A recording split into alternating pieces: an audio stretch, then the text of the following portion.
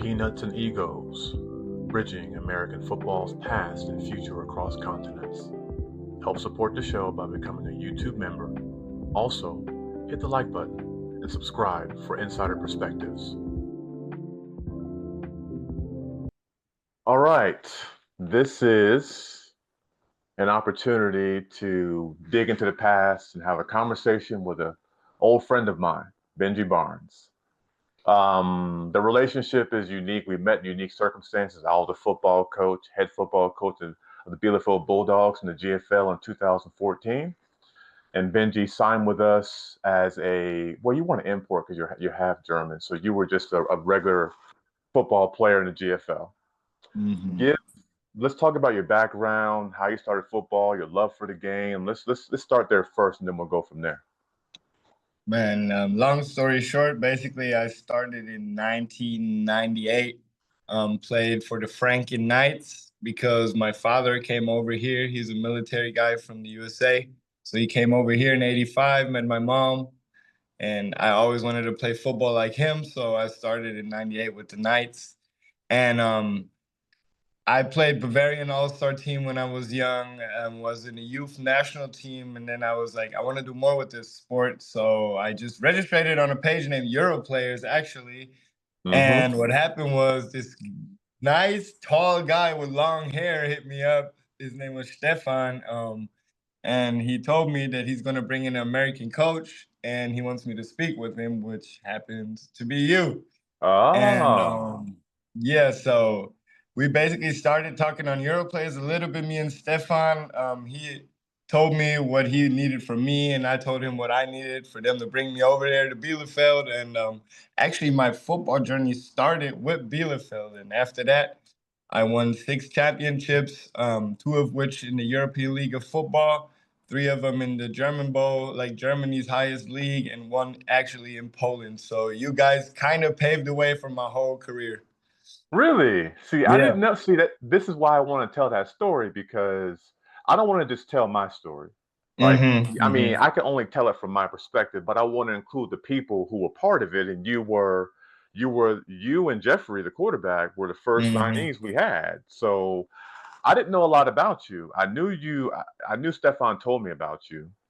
And I guess that was kind of his like side deal because I didn't even really Yeah. know who you were until he told me about you. But again, it wasn't like we were really very being super selective. I mean, it was good to have you because you were the ideal German player. Like you actually could play football really well. And you also played a very important position in playing corner.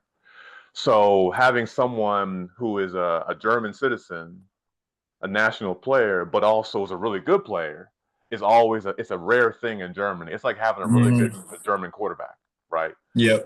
Yep. So having a really good corner was good. So I'm really happy. All right. There was an article written. I'm not sure if you remember. It was me, you, and Jeffrey. They did an article about us, whatever. Give me like once you signed with us, once that kind of happened. Give me your experience from that point on, heading up probably into maybe the first game, the first week of the season. Man, so like it was so crazy for me because like I said, it was my first experience actually being away from home, being considered an import because I was moving to a different city, playing somewhere else where I wasn't supposed to be living, and I did not work at that point, just dedicated my whole time to football. So I came out there. There was a perfect setup. We had like a little house for all the imports to move in, right next to our sponsor, and it was an amazing setup. We had a little car and everything, and I remember just meeting Jeffrey, and we became instant friends like right away, and it was just a perfect match. And yeah, first meeting, I remember you trying to introduce to all the German guys a brand spanking new defense. I think it was called the triangle defense, if I remember that correctly. Yeah. And I actually like I saw the vision and I loved it, and I, especially me as a corner, being a ball hog at this position, Yeah. embraced what you was trying to do. And I can't like all the German guys, man, they were so confused. And like for all the people who don't know about German football, it's like Germans know about ball, but like when you try to teach them something they don't know, like regardless if it's ball or not, they're hard headed and they don't learn a lot. So it was Yeah, an amazing experience. And then just playing the first game, I remember Bielefeld had a lot of fans too, and it was an yeah, they amazing did. experience really to just be out there and just have the trust from you as a coach, for me as a German player to just get paid just to play and just to perform. It was an amazing experience, and I will never forget that. So the triangle defense, I'm going to talk about it briefly. It Mm-hmm. was a different concept for sure. So it wasn't like it was normal traditional defense, which I've done. I mean, listen, we could have played cover two, quarters, cover three, or whatever. I know that the imports hated it. I know that much. So it wasn't easy to implement it, but I'm happy you remember it and I'm happy that you enjoyed it because Mm-hmm. it was definitely a different way of teaching defense. But I wanted to do it because I really wanted to test it more. I wanted to test it more. It wasn't so solidified. I wanted to test it more. So Germany was a perfect place to do that. So I appreciate you remembering that. All right. So from my perspective, there was a lot of drama that Mm-hmm. kind of came with being a coach in Bielefeld, especially after a coach like Dale Heffron, who was super successful, right? Mm-hmm. And so I know the presidents, then, him and I didn't really see eye to eye. And we had talked professionally about a lot of things. And he's like, hey, I want to bring Dale back in. I didn't fight it. And Mm-hmm. I was like, you know what? Maybe it's good to have a coach to come in. And Dale was very charismatic and very good football coach. But behind the scenes, there was a lot of stuff happening. So I'll tell my part. Mm-hmm. First of all, I want you to kind of tell to see if you were aware of any politics happening, any kind of things happening behind the scenes. You don't have to say anything you don't want to say, but just kind of Mm-hmm. give me your idea of what was going on if you had any idea at all, because the book spells out everything once it comes out in Mm-hmm. October. I felt like whenever Dale got here, like first everything was like kind of normal. Everybody had their own role. Dale was like sitting kind of back, letting you handle everything like it was supposed to be. But there was a moment where I felt like it might have been from all the way up top from the board down because they really wanted Dale back to where they kind of took the team from you and like gave all the big decisions or everything in Dale's direction. So for me, it really felt like they tried to push you out of there with him being back instead of you guys cooperating and being a team, you know? Like that's how Mm, it felt like for me whenever he got here. Of course, Germans hate change. That's what it is. And they got their own new guy, like old guy in, and yes, that's what happened. And that's how it felt like from the outside. And for me, it was always like because I felt like me and you had a special bond when I got here because you really trusted in my skill set and just let me be me out there, you know. And then whenever yeah. he got here, it was like he wanted his guys to play both ways and do everything. And you know, it was like it was so much change. It felt like a completely different team for me. And I think for whenever they brought him over or made that decision, that's what they really wanted to do at the end. You know, like, Yeah. but coming to politics, that's the only thing I felt like that's what they wanted to do. Well, after the season was over, because listen, I had a 2-year contract, so Mm-hmm.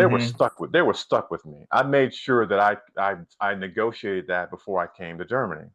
Mm-hmm. So it wasn't like they could have got rid of me easily. They need to have a reason to do it.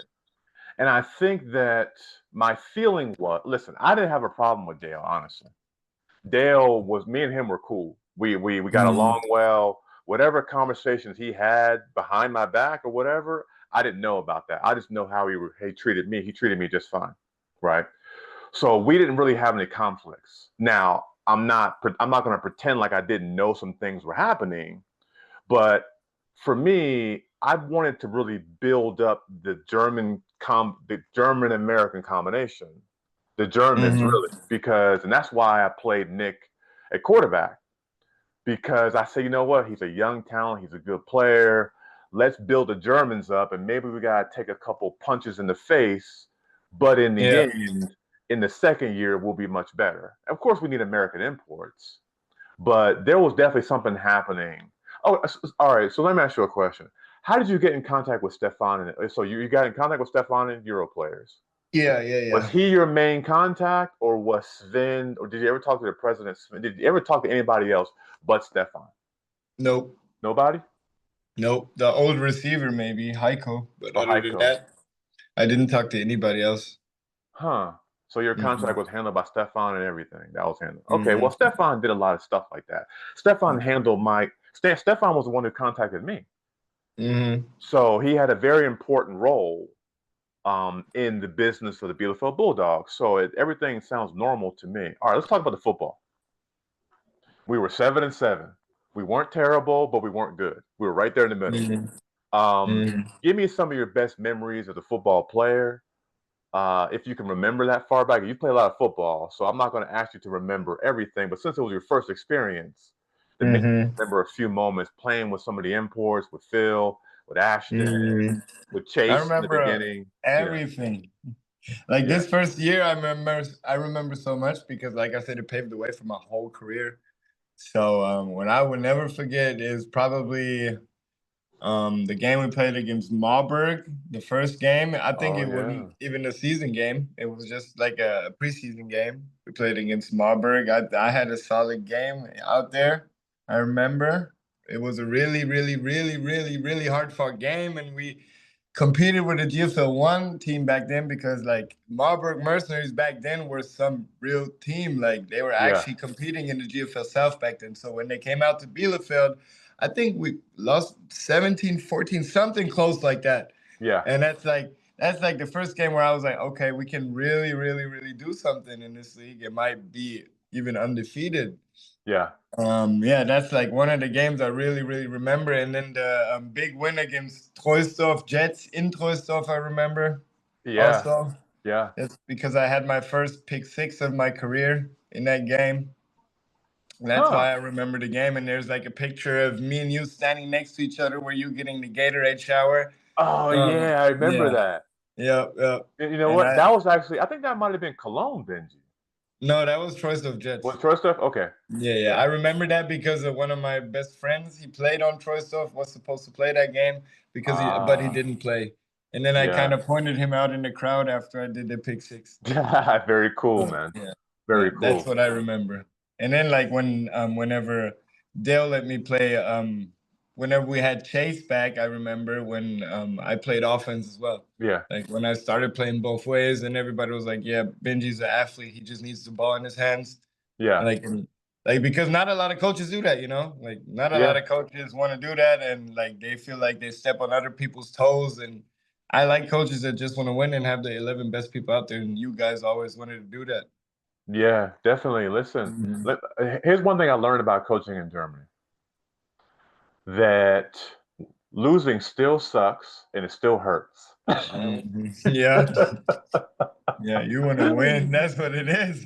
It still sucks and it still Mhm. hurts no matter what level of football you're at. And I learned that in Germany. I'm like, man, Mhm. this sucks to lose this game in this way. Yep. Yep. That's what it um, is. so okay, there were a lot of quarterback changes. Now, Mhm. me and Jeffrey have already talked, and I invited him onto the podcast. So we're gonna have a conversation, hopefully in the future. So we're good there. Mhm. But I didn't. I chose to cut Jeffrey, Mhm. and we talked about that. But it Mhm. was a major decision that I don't regret, but it really put me Mhm. in a lot of hot water, right? And so basically, that's what opened the door, I think, for Sven to now bring Dale back in because it really Mhm. made me look weak as a recruiter, as a coach, as someone who can bring in imports. I'm aware of that. Give me the internal conversation after Mhm. Jeffrey got cut, and then we brought Chase back in for the first, I think, maybe 4 or 5 games. Mhm. Mhm. I mean, like the reason he got cut was yeah, basically because we had problems in our living situation. Well, not we, but the girl I was with back then had problems with Jeffrey because he was kept eating everybody's food and just being himself, which is Yeah, normal when you're like around family, but like for Germans, it's different. Yeah. So really, he didn't adjust to the German living style. I would say maybe, or the Germans just like their comfort zone. Yeah. Maybe let's put it that way. And like I was friends with him. I'm still talking to him even to this day. And like there's no bad blood between us. So between me and Jeffrey, everything was good. But when Chase came here, he brought a different spirit, but like I wouldn't even say like in a better way than Jeffrey. It was just completely different. But Yeah. like for me, it felt like coming like for team success long term, I would have say if we would have tried like could have figured out how to keep Jeffrey because he was still young. He had a rocket of an arm, and it was like I think he one of his first years in Europe even. Second year. Yeah, he was in Poland the Second year year. before. Oh yeah, Yeah. he had that Poland year before. And I think if we could have kept him under the y'all system for 2 years, Bielefeld could have been something because whenever Chase came, I think he only came for 5 games, and we Yeah. already knew we would have needed another quarterback after that. Yeah. So it was kind of just a temporary like salvation of the problem. Yeah. So whenever he came, I knew, well, it doesn't really matter what he's going to do because he's going to be gone. I think that's how the whole team approached it, kind of. Yeah. And that's how we played, because Yeah. we started, I think, 3-0, but then it was like a 3-2. We fell down, I Yeah. think. Yeah. That's And about right. that's like a big part of it because we knew, yeah, he's not going to be here for long. He's not even trying to be here for long. He can't be here for long. So we kind of gave up on him. He gave up on us. And like, that's what like brought down the team chemistry because when we were with Jeffrey, it was like a big family. Yeah. Well, let's Mm, say this. It opened up a door to me really having to change my whole entire attitude towards being a coach there because now I had the politics coming at me from my right. I had the football part, and then I feel like when Dale came, it really divided the team. I'm not saying that that was mm, his intention, but I no. think that was the result of what happened because people like Dale. I mean, why not? He had success. Mm, And Chase, listen, here's why Chase was different. Chase was a winner. I mean, mm, Chase won national championships here in the States. He was a good football player. And honestly, I'm happy I had a chance to work with him under different mm, circumstances, but I'm happy because he was a good player. But there was this like this combination of things that are happening. Now, let me give you my perspective for a second. Once I realized that that the politics were really big, and mm, there were a lot of news articles coming out about me. Coach Brown sucks. Coach Brown's this, yada yada yada, like all this stuff about me. I'm like, oh, this is serious. These dudes are coming after my throat. mm, So I had to change my whole perspective. And so what I did was I went more in a protection mode. I was still coaching you guys. We still had practice. We still did all those things. But now I had to play a political game I didn't want to have to play. And that's what my mm, book is really about. Football players don't really want to play politics, but I felt like some people were. For mm, example, people like Stefan, you know, mm, people like Heiko, who were players but administrators, maybe a few others. mm, Give me your. You don't have to, you don't have to say anybody's name, but give me mm. your inside understanding of the politics. Unfortunately, from the football side as well, if there were any.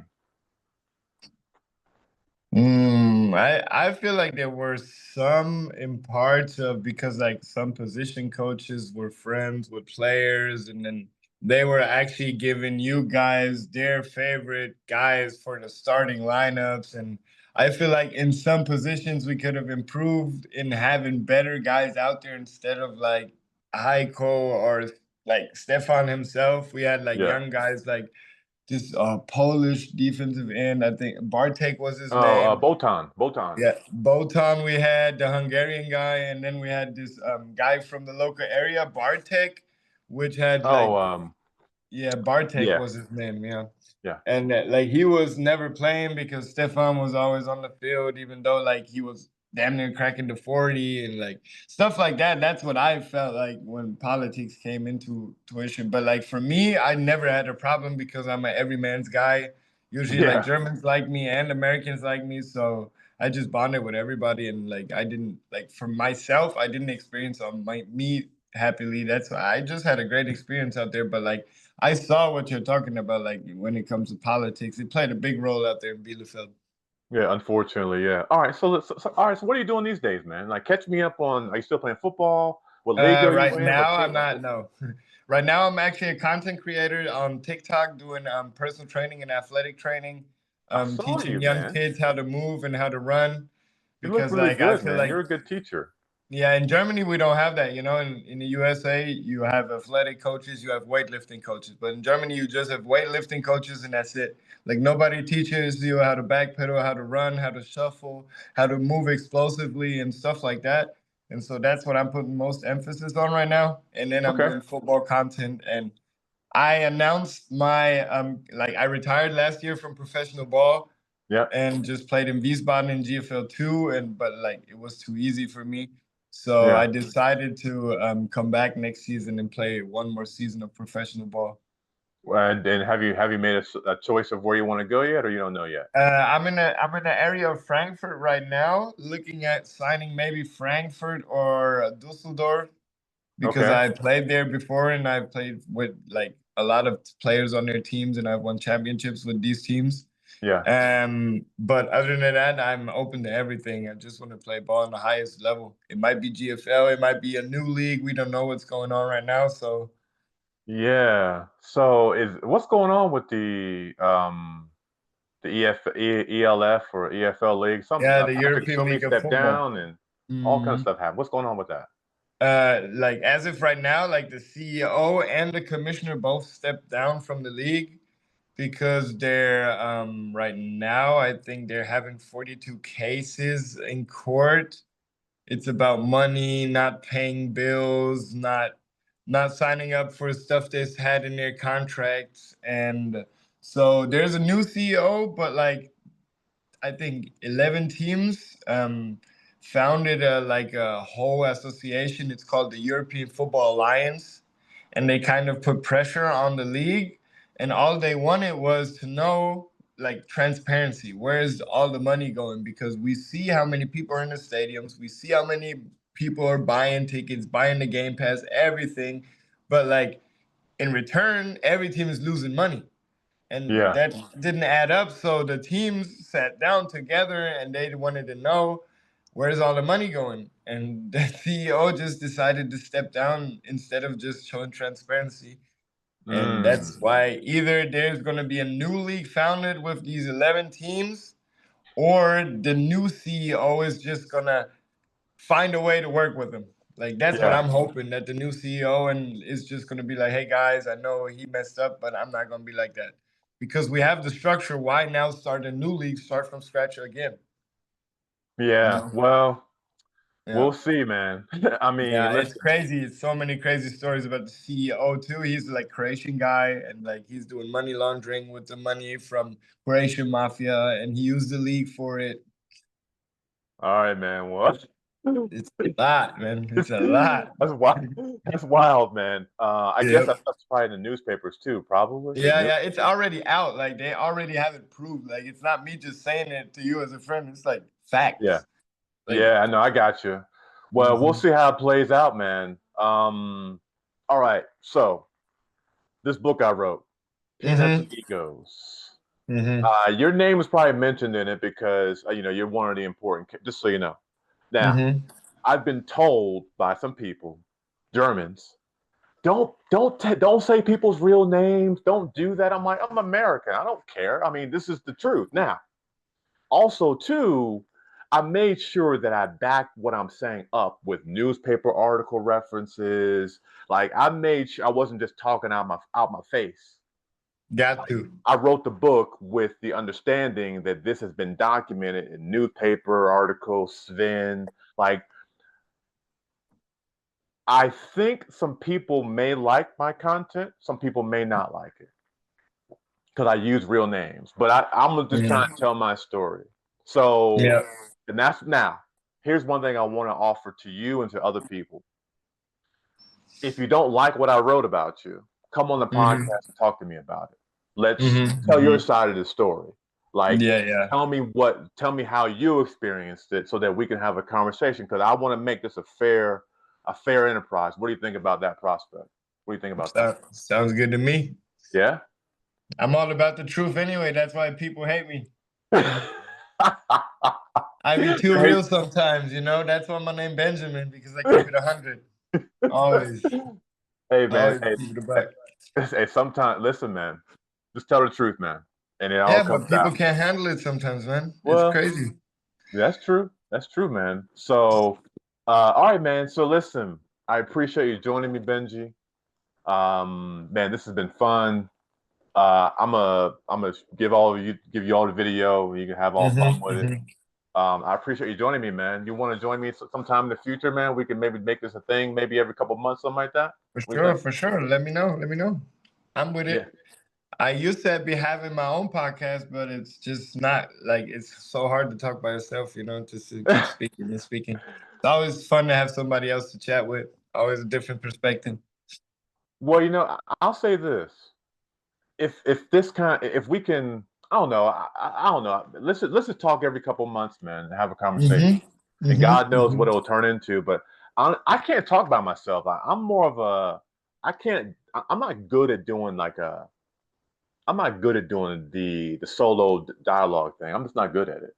I'm more of Yeah, a that's what partner I type do. of guy. I do that. I even live stream on TikTok for like 5, 6 hours and just talk about my career and everything I experienced in football. Really?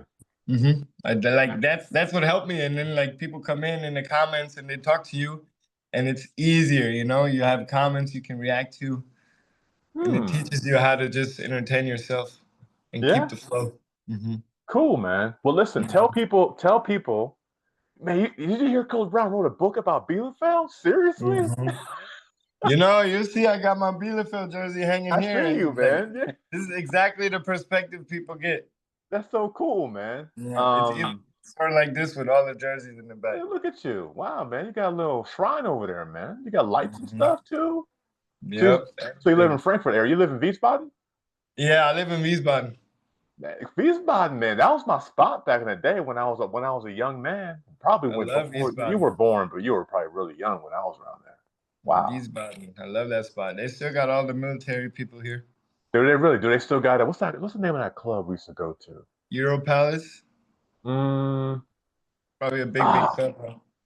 it's been a long time, man. Mm, But yeah, Wiesbaden. When I played for the Frankfurt Galaxy, we were always in Wiesbaden having a good time. hmm Yeah, like all the Americans come out here. Park Cafe, Park Cafe. I think they still have it. Yeah. Really? hmm Jesus, that was our spot, man. Hmm. All right, brother. Listen, man. I appreciate you, man. Thanks for joining me, Benji. No problem. If you want to talk to me, just hit me up Oh, ahead of time. Like, give me like a week to schedule it, and I'll figure it out. And we can sounds just good, catch up. brother. All All right, right, man. man. It was We'll nice talk talking to soon. you, Coach. All right, man. We'll see you. Peace and love. You too, brother.